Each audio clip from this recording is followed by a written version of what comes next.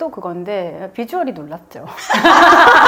우엉으로 만든 파이가 나오거든요. 페어링을 해준 게 보르도 화이트 와인이에요. 안녕하세요. 미자. 자, 말자입니다. 오늘은 넷플릭스 1위를, 전 세계 1위를 달리고 있는 전 세계예요? 네, 흑백요리사 2 이야기와 음식 이야기 나눠볼게요. 최애 셰프가 누구신가요? 저는 손종환. 너무 많이네. 너무 뻔한 의존남. 네. 그 손정원 셰프도 상당히 그 서사가 좋더라고요. 그렇더라고요. 네네. 그래서 손종환 셰프가 원래 이제 미국에 고등학교 때인가 중학교 때부터 유학을 갔었고 이제 거기 있다가 공대를 진학을 했더라고요. 그래서 공대를 다니다가 나는 여기는 너무 천재도 많고 나 이걸로 밥 해 먹고 살기는 힘들겠다 생각하던 와중에 이제 CIA라고 전 세계에서 제일 유명한 요리 학교가 있는데 그 요리 학교에 진학을 하게 돼요. 근데 이제 저는 또 거기서 엄마 마음이 돋아가지고 미국에 공대 유학을 보내놨더니 학교를 중퇴를 하고 갑자기 요리 학교에 간다고 하니까 제가 막 제가 괜히 속이 쓰리더라고요. CIA마저 관두고 이제 좋은 이제 미슐랭 셰프 밑으로 들어가가지고 일을 한 다음에 한국 들어와가지고 이제 자기 가게 차린 그런 스토리를 가지고 있더라고요. 한마디로 고졸입니다. 댓글이 되게 많더라고요. 고졸 유학을 셰프입니다. 한참 했지만 최종 학력은 고졸. 그렇지만 미슐랭 쌍별. 쌍별입니다. 네, 원스타를 2개 가지고 있죠. 좀 놀라운 게 레스토랑 2개 각각 원스타인 것도 놀랍지만 하나는 서양식이고 하나는 한식이라는 것도 너무 놀랍더라고요. 또 그건데 비주얼이 놀랍죠.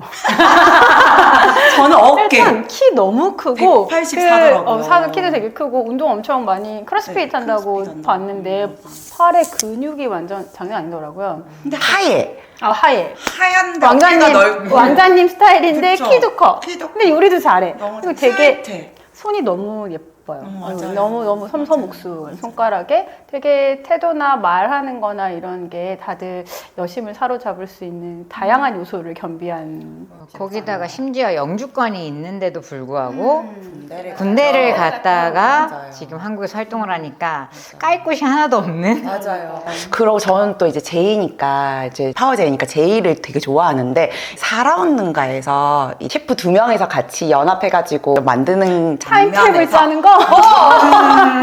너무 마음이 편안해지면서 타임테이블에 딱 짜가지고 5분 단위로 짜서 이제 붙이더라고요. 테이블에 붙이는데 그걸 본 안성대 셰프가 타임테이블이 주는 편안함이 있지.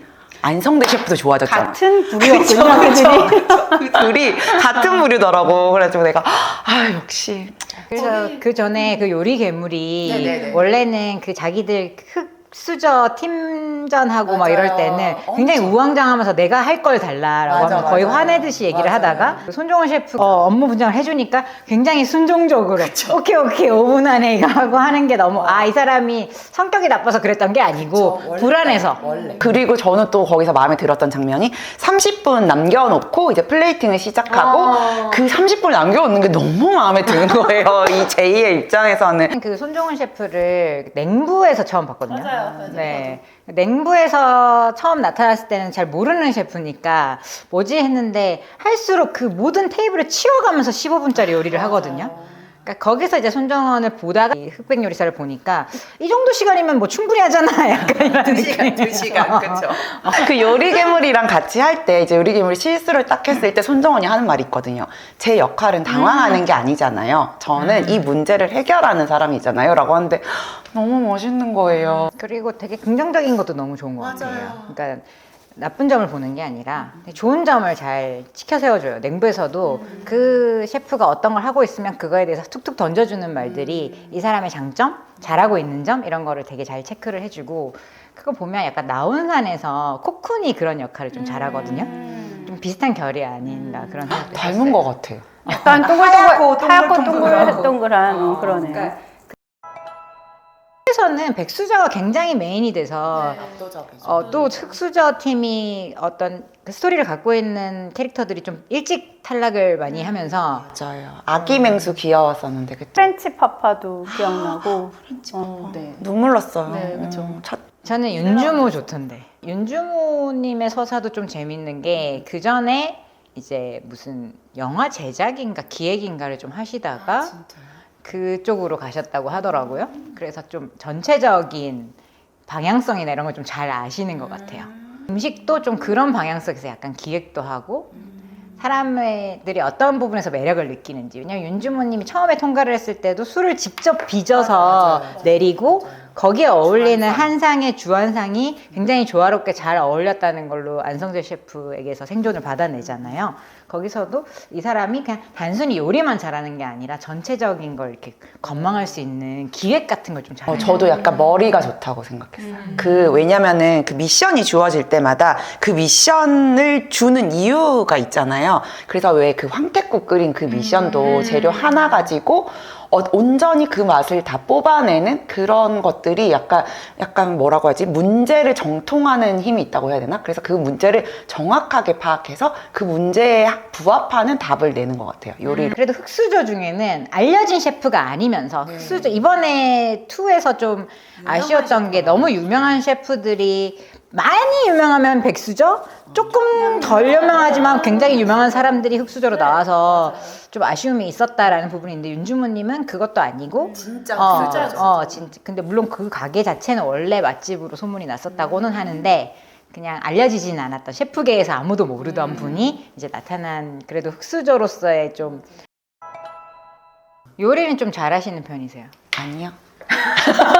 전 조리를 잘합니다. 아 조리. 밀키트? 밀키트까지 정도는 아니지만 예를 들면 뭐 제육볶음을 해요. 그러면 양념이 돼 있는 고기를 사서 야채를 썰어 넣죠. 맛을 내는 부분은 전문가의 도움을 받고. 그리고 떡국을 끓이면 사골 육수를 사고 떡과 만두를 넣고 그러니까 간 잡는 부분을 직접 안 하시는군요. 맛을 보고 더 넣고 빼고는 하죠.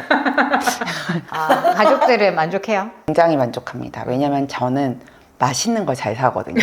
이재님은 요리를 좀 많이 하시는 편이시죠? 네, 저는 요리를 나쁘지 않게 하는 그 맛은 다 낼 줄 아는데 싫어해요.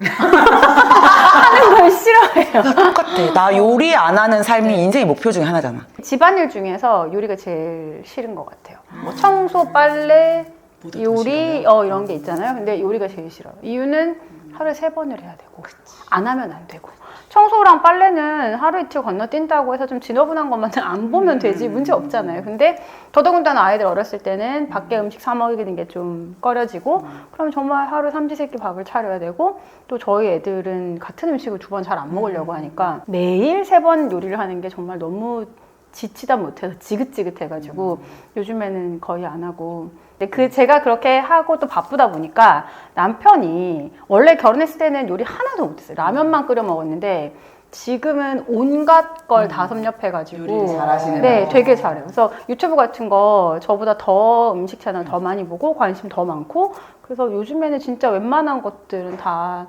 저랑 비슷하게 편안하게 살고 있어요. 저 같은 경우에는 지금 그냥 하면 하겠는데 안 하게 되는 게 애가 편식이 너무 심하니까 재미가 없는 거예요.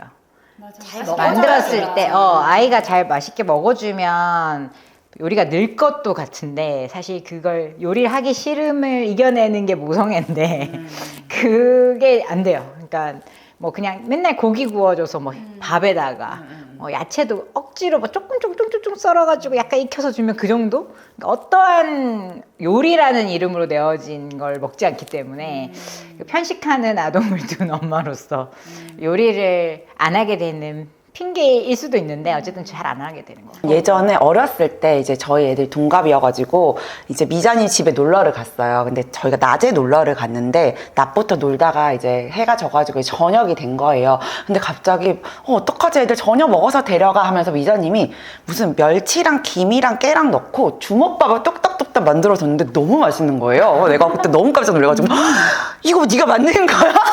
기억이 안 나. 이거 네가 만든 거야? 이랬더니 야 이걸 요리라고 하냐? 막 이러면서 이거 요리라고 하면 나 요리 100개 할 줄 알아. 막 그때 그랬었어. 그래서 내가 너무 이런 걸 집에서 만든다고? 막 그랬었어요. 역시 또 아이 하나랑 둘의 차이가 입맛도 다르고 취향도 다르고 맞추다 보니 네.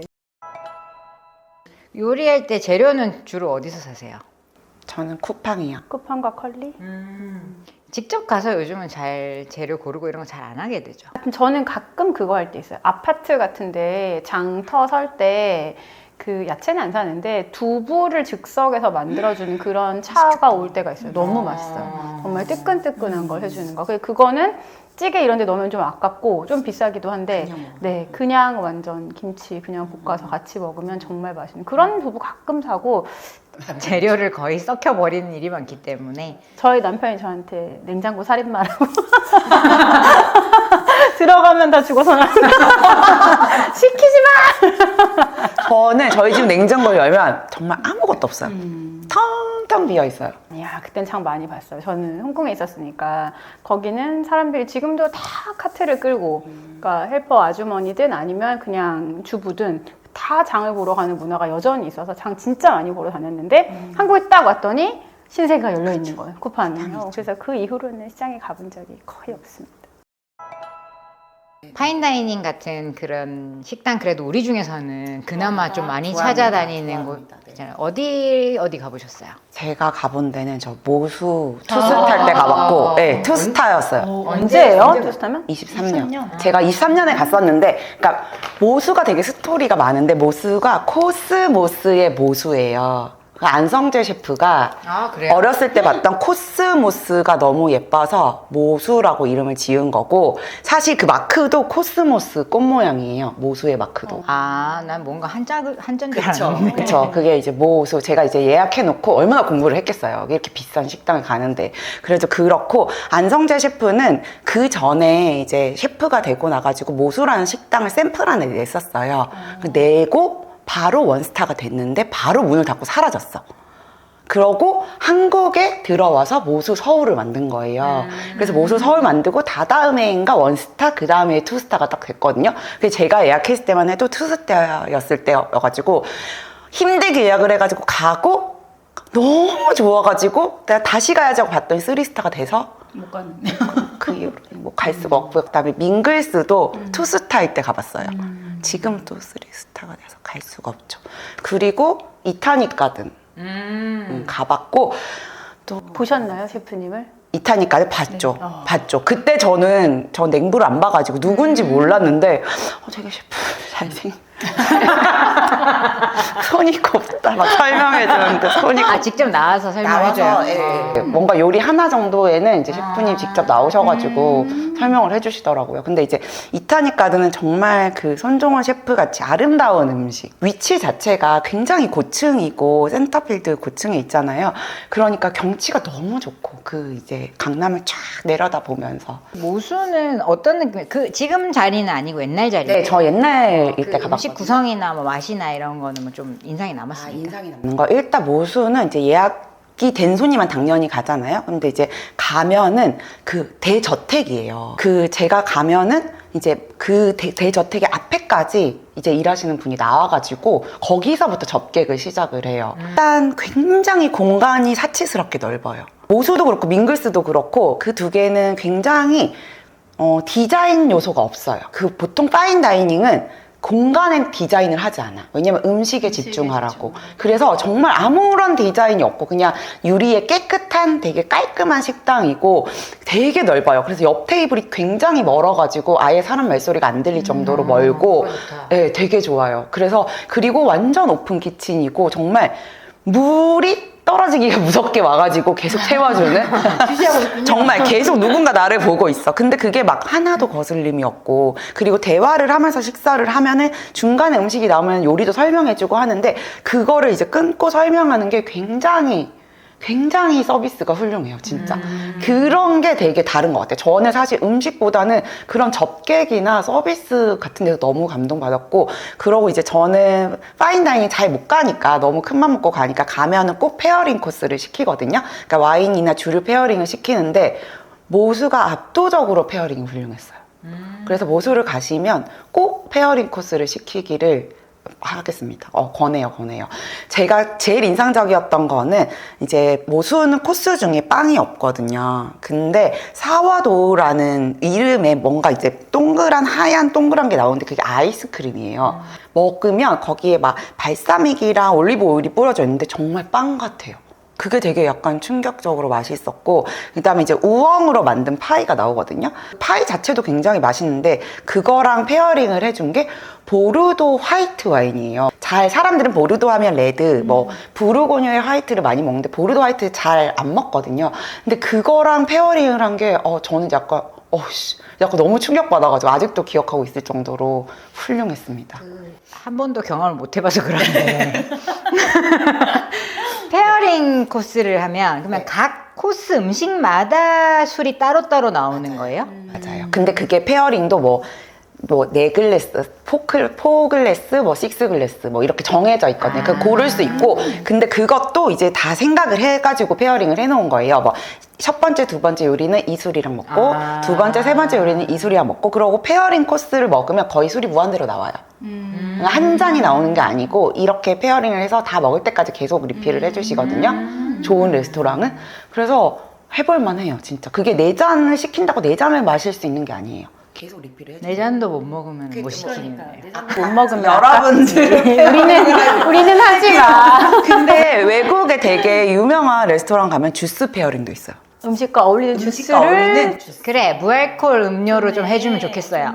이 드신 음식을 사진으로 그림으로는 다 봤어요. 저희 그래요? 아이들이 엄마 이거 좀 봐. 여기 가면 도토리 국수가 맞죠? 도토리 국수 너무 맛있죠, 위에. 도토리 국수가 있고 우엉으로 파이를 해주는데 너무 맛있겠지. 가보자. 그래 열심히 벌어서 네가 갔다 와. 아, 근데 아들이 그런데 관심이 많군요. 저희 아들은 너무 좋아해요.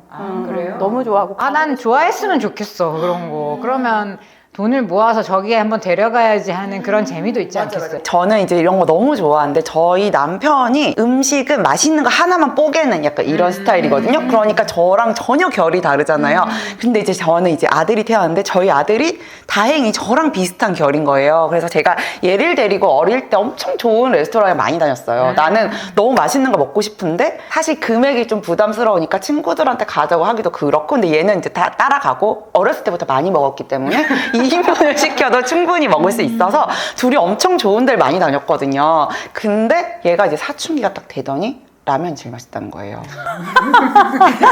넷플릭스 2를 보고 나서 동했군요 마음이. 동했어요. 자기 엄마 가고 싶대 레스토랑. 내가 너무 기뻤으나 자기가 가고 싶은 식당들은 여기 이제 넷플릭스에 나오는 사람들의 식당에 가고 싶어. 예약할 수가 없는 거죠. 그렇죠. 불가능하죠. 좀 식어야 돼요. 한 1년은 지나야 돼. 그래서 내가 거기 안 나와도 맛있는 집 너무 많아. 가자 했더니 되게 뜨뜻미지근하더라고요. 그 나이 또래 아이들은 라면 아니면 두끼 같은 그런 맞아요. 게가 제일 핫한 성지지 않겠습니까? 그럼 파인다이닝은 1인도 갈 수 있어요? 충분히 갈 수 있어요. 충분히 갈 수 있어요. 저 모수 갔을 때 저쪽 구석에서 어떤 분이 혼자 오셔가지고 엄청 음식을 막 음미하면서 드시더라고요. 다음날 블로그에 그 사람이 썼더라고. 근데 약간 파인다이닝을 즐기는 태도가 물론 어떤 미식의 그런 것도 있지만 약간 예술작품을 대하는 그런 전시회장을 가거나 음악회를 보러 가듯이 그 대신 우리는 미각까지 충족시켜주는 시각, 후각, 미각까지 충족시켜주는 그런 어떤 예술 활동으로 생각하는 측면도 있는 것 같아요. 그러고 제가 또 가본 파인다이닝 중에 이번에 나왔지만 스와니에 셰프가 하는 스와니의 설의마을 시절에 가봤거든요. 스와니에는 가면은 탭이 나와요. 제가 갔을 때 주제는 인상주의 화가였어. 그래서 미술 작품이 나오고 그 미술 작품이 보고 연계가 되는 코스 요리가 나와요. 그거를 이제 패드를 넘기면서 이제 거기에 설명도 적혀 있고, 예를 들면 모네도 나오고 뭐 피카소도 나오고 뭐 이런 식으로 그거를 이렇게 넘기면서 뭐 이거를 형상화한 거다 하면 보면 오 이러면서 먹고. 재밌겠다. 너무 재밌었어요. 그런 거는 좀 괜찮을 것 같지 않아요? 그 정도는 할 수 있을 것 같아요. 먹어볼 수 있을 것 같아요. 좋아하시니까. 근데 저는 먹는 진짜 관심이 없어가지고 일단 줄 서는 식당 가는 거 저도 줄 너무 서는 싫어하고, 저는 제이도 아니잖아요. 피잖아요. 먹고 싶을 이렇게 때. 예약할 수 없어요. 막 3개월 전에 예약할 수 없어.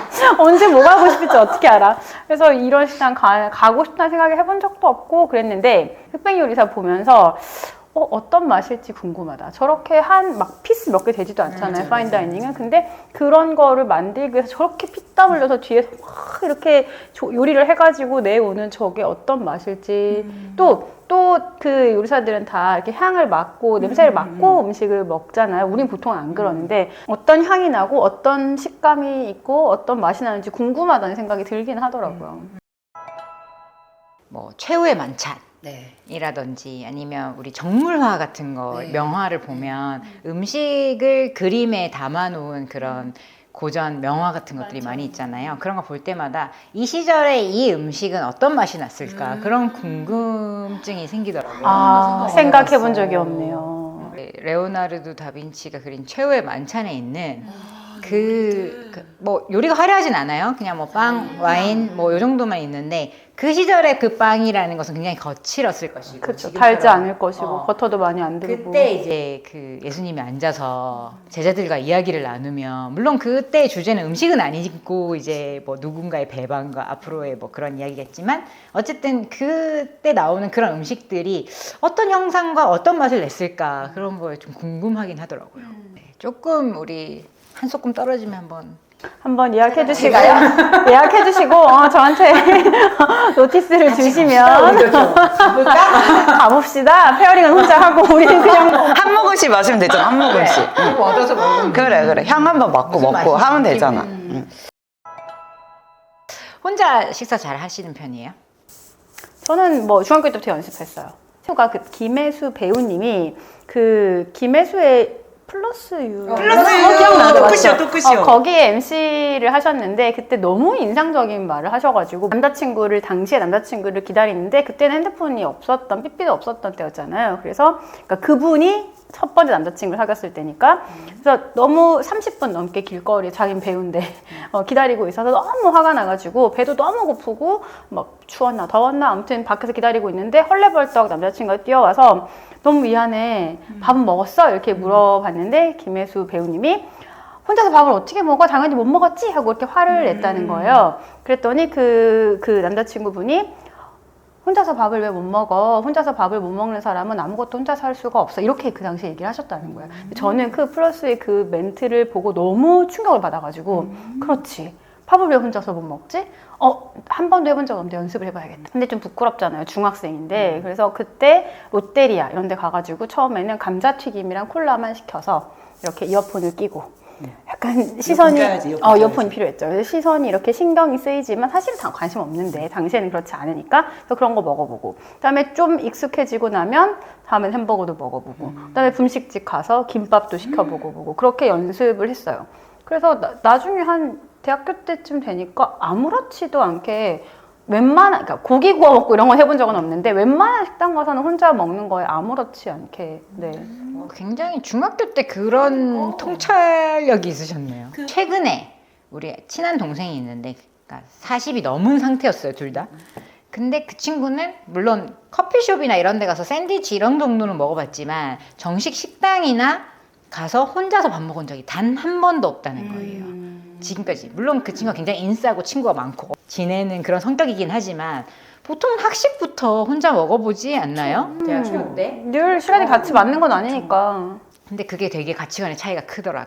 혼자서 밥이라는 걸 먹을 바에는 그냥 간단히 때우고 말지. 빵 한 조각 먹고 때우고 말지.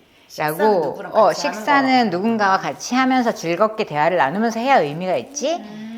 그러니까 혼자 집에서 먹는 거야 먹는데 밖에서 나와서 먹는 식사는 혼자 먹는 식사는 별 의미가 없거나 불편하다라고 생각하는 것 같더라고요. 뭐 전자 같은 경우면 그럴 수 있다고 생각하는데 후자면 그러니까 불편해서 시선을 의식해서 못 먹는 사람이 우리나라에 되게 많잖아요. 우리는 혼밥하는 그런 문화가 생긴 지 오래되지 않았고 테이블도 다 사실은 2인 이상의 그러니까 기본으로 세팅이 돼 있으니까 그런 사람들이 많았는데 할 줄 아는 것과 못하는 건 차이가 있는 것 같아요. 그러니까 혼자 먹어도 괜찮고 같이 먹으면 더 좋고는 뭐 더 좋지 않을까? 저도 혼자 밥을 먹는 게 나이 먹으면서 더 편해지잖아요. 그리고 더 신경이 안 쓰이고. 맞아요. 그러니까 물론 뭐 굉장히 바쁜 시간대에 4인 테이블을 혼자 차지하고 있으면 말은 불편하지만 그렇게는 안 하고 약간 시간 비껴놨을 때 혼자 가서 밥을 먹으면 내가 원하는 속도에 내가 원하는 만큼 자유롭게 오히려 그게 혼자라는 게 자유와 점점 이어지는 측면이 있어서 혼자 영화 보고 혼자 여행 가고 이런 것도 점점 같은 결로 갈 수 있게 되는 거라서 좀 자유롭다 그런 생각을 자꾸 하게 돼요. 맞아요. 저는 혼자 점심 때 저는 혼자 밥 많이 먹거든요. 회사에서 그냥 점심 먹고 그냥 간단하게 시켜 먹고 운동하거든요. 그래서 이제 점심 때 혼자 많이 먹는데 정말 요즘은 혼자 먹는 사람 많은 것 같아요. 그냥 점심시간에 식당 가도 혼자 드시는 분들 많은 것 같아요. 예전에는 그렇지는 않았는데 예전에 그때 또 한 거의 20년 전에 회사 다녔을 때는 팀이 다 같이 가서 구내식당에 가면 우르르르 딱 서열 순서로 줄을 서가지고 제일 앞에서 이제 딱 찍어주면 다 같이 밥을 먹고 아니면 외식을 하더라도 약속을 짜서 한 차로 나가서 밥을 먹고 이런 문화가 너무 강해서 어느 날인가 그게 너무 힘든 날이었나 봐요. 저도 이제 막내 생활을 길게 하다 보니까 그래서 너무 혼자 잠시 간단히 먹고 쉬고 싶은데 장소가 없는 거예요. 근처에 식당엔 다 우리 회사 사람들이 있고 구내식당에서 혼자 먹는다는 건 아예 말이 안 되고 왜냐면 너 왜 혼자 먹어? 이리 와 약간 이리 와. 챙겨주시니 감사하긴 한데 진짜 혼자 많이 그러니까 구내식당에 가서 혼자 먹게 냅두지 않는 시대였기 때문에 몰래 혼자 빵을 챙겨와서 차에 가서 차도 그게 저희 야외 주차장이었는데 차도 메인에 대면 안 돼. 사람들이 왔다 갔다 하면서 나를 볼 수 있잖아. 그래서 제일 구석탱이에 저기 어디에 아무도 그 시간대에 안 오는 그런 데 차를 박아놓고 혼자 그냥 이렇게 나무를 보면서 화단에 있는 나무를 보면서 이렇게 의자 약간 제껴놓고 그걸 먹고 누워 이렇게 약간 쉬고 있는데 너무 좋더라고요. 그렇게 할 수 있는 곳이 없었어 그때는. 근데 요즘은 뭐 저희 회사 직원들도 그렇고 다들 당연히 자유롭게 점심 먹는 게 너무 많아서 오히려 같이 먹는 일이 잘 없는 것 같아요. 같이 먹는 건 특별히 약속을 해야 가능한 거고 잡아요. 뭐 상사가 밥을 먹자고 하는 게 좀 미안할 지경이잖아요. 왜냐면 이 점심시간이라는 건 개인 시간인데 이걸 침범하는 느낌이 좀 변화가 저는 되게 좋다. 우리나라 사람들이 언제부터 이렇게 미식을 즐기게 됐을까요? 옛날엔 좀 밥을 잘 먹는 것만 해도 배부르게 먹을 수 있는 것만 해도 다행이다. 그게 얼마 되지 않았죠. 맞아요. 그랬죠. 그리고 예전에는 뭐가 있었냐면은 막 그랬어요. 뭐 비행기 타고 삿포로에 라면 먹으러 간다. 뭐 이런 게 있었거든요. 그러니까 그 삿포로 라면은 삿포로 가야 먹을 수 있었어. 근데 지금 우리나라에 보면은 사실 일본만큼 맛있는 라멘집, 그 다음에 뭐 이탈리아만큼 맛있는 피자집 이게 다 들어왔거든요. 그래서 그거를 제가 원인을 한번 생각을 해봤는데 한 3개 정도 되는 것 같아요. 첫 번째는 유학을 많이 갔다 왔어, 셰프들이. 그래서 일본에서 일식을 배워오고, 이탈리아 가서 배워오고, 이제 손종원 셰프나 뭐 안성재 셰프처럼 CIA나 뭐 르꼬르동 블루 이런 대형 세계적인 요리 학교에서 공부를 하고 오고, 뭐 미슐랭 스타에서 일하고 들어온 셰프들이 많이 생긴 거예요. 그 다음 두 번째가 저는 코로나 같아요.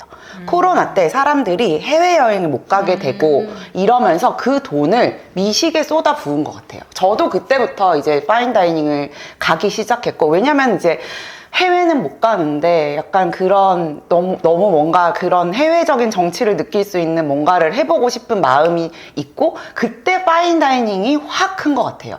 그러고 그때에 저희 나라에 미슐랭이 들어왔어요. 19년도쯤에 미슐랭이 선정되기 시작했거든요. 그 전에 미슐랭이 없었어요? 우리나라에 미슐랭 코리아가 없었어요. 네, 없었는데 그때부터 이제 선정을 하기 시작하니까 더 관심이 많이 생기게 된 거죠. 그러고 이제 세 번째는 이 흑백 요리사나 냉부 같은 프로그램, 이런 프로그램들이 많이 생기면서 셰프가 스타가 되고, 스타 셰프라는 게 탄생을 하고, 사람들이 식당 이름을 알게 되고, 여기 가보고 싶다 하는 식당이 생기면서 그 시너지가 합쳐져가지고 저는 이렇게 한국의 미식 문화가 발전하게 된 것 같아요. 인스타의 발전도 같이. 인스타 크죠. 뭐 제일 큰 거는 경제력의 성장이겠죠. 그거를 감당할 수 있을 만한 여력이 생긴 게 첫 번째일 것이고, 나머지 것들이 다 맞물리면서 또 즐거운 포인트가 되는 것 같아요. 이게 경험을 돈 주고 사는 거니까. 맞아요. 물론 뭐 그걸 그 돈 주고 왜 그걸 먹냐 뭐 그런 시선도 있을 수 있지만 그거는 선택의 문제이지 않습니까? 그럼 똑같죠. 그 돈 주고 샤넬을 왜 사냐 그거랑 그 돈 주고 모수를 왜 가냐 똑같은 얘기인 거니까. 그러니까 선택권이 넓어지는 건 저는 언제나 좋다고 생각해요. 다양성이 많을수록 건강한 사회라고 생각하기 때문에 이걸 해야 돼, 안 해야 돼 이렇게 강요하는 거는 별로인 것 같고, 뭐 나는 모두가 이걸 해야 되는 건 나는 나쁜 40몇 만 원짜리 파인다이닝을 가. 그래? 그럴 수 있지. 근데 나는 안 가. 나는 집 앞에 있는 돼지국밥집 따뜻하게 한 그릇 딱 먹는 게 내 취향이야. 그것도 좋아. 서로 존중하는 게 제일 좋은 것 같습니다. 또 세상에 이런 음식은 왜 있나 하는 음식이 또 각자 있잖아요. 또 경험에 따라 달라지기도 하는 게, 해외 나가 살기 전에는 고수를 안 좋아했거든요. 우리나라 사람 중에 고수 안 좋아하는 사람 되게 많잖아요. 근데 제가 있다 온 나라가 또 나라다 보니 고수가 안 들어간 음식이 찾기가 어려워요. 그래서 늘 먹다 보니까 한국에 온 다음에도 이제 찾게 되는 거죠. 예를 들면 그 티모안이라고 하는 딤섬 레스토랑 생겼잖아요, 한국에. 한국화된 메뉴만 팔아요. 그러니까 현지에 있는 메뉴 절반도 안 팔아요. 제가 제일 좋아했던 그 고수 들어있는 고깃집이 있는데 그런 메뉴는 하나도 안 팔아요.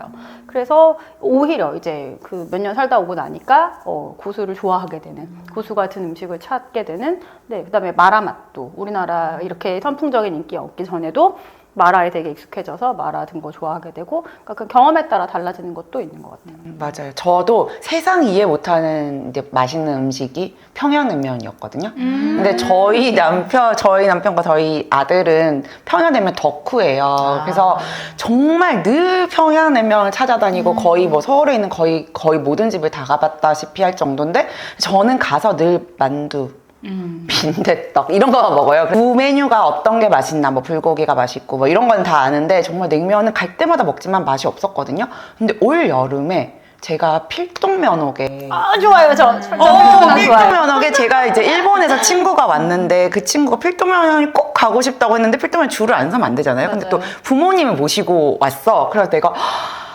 그럼 줄을 서야지 해가지고 제가 막 정말 그 더운 막 35도 이런 날에 줄을 서가지고 이제 친구는 시간 맞춰 오라고 하고 저는 줄을 서 있다가 너무 훌륭한 친구다. 왜냐면 부모님 모시고 왔으니까 같이 기다리면 힘드니까. 어떻게 기다려요. 그래가지고 이제 저는 이제 문 열기 전에 줄을 서고 이제 친구 5시 땡할 때 오라고 해가지고 이제 첫 타임을 들어가가지고 먹었는데 너무 맛있는 거예요. 오래 기다려서 맛있던 건 아닌가요? 크고 덥고. 너무 더운데 막 그 시원한 육수에 막 그 면이 너무 맛있는 거예요. 제가 지난 여름부터 완전 입문해가지고 정말 틈만 나면 먹고 있어요. 아니 내가 우레옥에 가서 그게 좀 약간 평양냉면 중에는 그래도 좀 대중적인 곳이라고 해서 우레옥을 갔었거든요. 근데 처음에는 그거를 그냥 먹으니까 진짜 네 맛도 내 맛도 이게 무슨 맛인지 모르겠는데 겨자랑 식초를 쳐서 먹으니까 너무 맛있던데? 겨자랑 식초를 치면 평양냉면이 아니죠. 아니에요. 하수들. 여러분 북한에서도 그럴 바에는 함흥냉면을 먹어야지. 다 돼 있는 거 먹어. 아니라니까 여러분 평양에서도 평양냉면에 식초와 그 겨자를 쳐서 먹어요. 태양의 후예 나왔어요. 태양의 후예? 태양의 후예 그 북한의 그 병사가 나오는데 송중기한테 얘기해준 장면이 나와요. 평양에서 먹는 장면이 나와요. 드라마 상에. 거기서 이렇게 저렇게 먹어라 디렉션 주는 장면이 나오는데 어쨌건 그렇게 먹을 거면 함흥냉면을 먹어라. 저는 입문했습니다. 근데 필동면옥으로 한번 가보세요. 필동면옥이 좀 더 대중적이에요. 더 약간 간이 세고 입에 딱 붙는 그런 맛이라서. 와인을 좋아하시니까 이제 요리를 선택한다면 주로 와인 마시면서 어떤 음식을 선택을 하세요? 와인이랑 음식이랑 궁합을 맞춘 거를 이제 마리아주라고 하거든요. 그 마리아주가 불어로 메리지. 결혼. 메리지가 이제 마리아주거든요. 그래서 이제 결혼인데 제가 예전에 와인 처음 마시기 시작했을 때는 레드 와인은 고기랑 화이트 와인은 생선이랑 약간 이런 우리가 알고 있는 수준 정도. 먼 나라 이웃 나라에 나오잖아요. 그럼요. 그렇게 먹었었거든요. 그래서 저는 그때는 정말 어떤 느낌이냐면 고기 먹으면 소고기 먹으면 느끼하잖아요. 근데 와인 딱 먹으면 그 느끼함이 싹 사라지고 너무 맛있고 약간 치맥 같은 느낌이 마리아주라고 생각을 했었어요. 이제 점점 와인을 이제 많이 마시면 마실수록 마리아주는 그 와인에 있는 맛과 향이 그 음식에 있는 게 마리아주예요. 그러니까 예를 들면 이제 마리아주의 대표적으로 불리는 게 굴과 샤블리라는 와인이거든요. 그래서 샤블리가 나는 그 지역이 예전에 바다였어요. 그래서 밑에 석회가 엄청 깔려 있었는데 그게 융기를 했어요. 거기에 이제 샤도네라는 포도를 심어가지고 그걸로 샤블리 지역 와인을 만드는데 거기서 굴 껍질 향이 나요. 그 와인에서. 이 믿을 수 없는 이 표정. 뭐래? 술에서 굴껍질 냄새가 난다고? 굴껍질 섞여. 약간 만화 그 신의 물방울에 보면 아니 안 그거같아. 파도처럼 바다향이 밀려와 막 이런. 바다향이 막 나. 그 굴껍질 향이 나는데 그걸 굴이랑 먹으면 그때 그 두 개가 다 시너지가 빵 터져요. 약간 세뇌당한 건 아니에요? 아니야. 아이고 답답해. 아이고 답답해. 그리고 단 케이크랑 단 와인을 먹어야 돼요. 반대일 것 같은데. 반대일 것 같잖아요. 근데 그게 단 와인과 단 케이크를 먹으면 훨씬 맛있어요. 단 와인이 뭐죠? 디저트 와인 같은 거. 디저트 와인 아이스 같은 게 이런 있거든요. 거는. 아이스 와인 아니면 귀보 와인 이런 게 있거든요. 이제 뒷게 와인을 부패를 시켜서 단맛을 극대화시킨 와인들이 있는데 그거 이제 디저트 와인을 많이 마셔요. 근데 그 단 디저트 와인을 먹고 단 초콜릿이나 단 초콜릿을 먹고 단 디저트 와인을 먹으면 둘 다 안 달아지는 마법이. 혈당이 팍 올라가겠군요. 나 알쓰리야 못하겠어. 못하겠어. 근데- 주스 페어링을 주스 페어링. 근데 나는 와인을 먹고 싶은데 술 못 마시니까. 그러니까 이렇게 막 조금씩 같이 맞아요. 먹으면 음식 맛이 훨씬 좋아진다고 하니까 궁금하기도 하고 그런데 와인이 보통 용량이 750ml잖아요. 그래서 남편은 와인 안 좋아하거든요. 술 잘 마시는데 와인을 싫어요. 머리 아프다고. 그러니까 제가 한 병을 따면 한 3일을 먹어도 한 5분에서 3분 버려야 돼요. 우리 집에 버려줄래? 우리 집에 버려, 우리 집에. 갖다 버려줘. 그게 뭐 혹시 보관할 수 있는 방법이나 이런 게 따로 있어요? 그 진공 뚜껑이 있어요. 그래서 와인을 딴 다음에 약간 진공 뚜껑도 막 되게 비싼 것부터 싼 것까지 많은데 그거를 해가지고 공기를 좀 빼놓으면 한 일주일, 이주일은 괜찮아. 그러니까요. 2주 갖고 안 되니까 문제지. 나한테 버려, 그냥.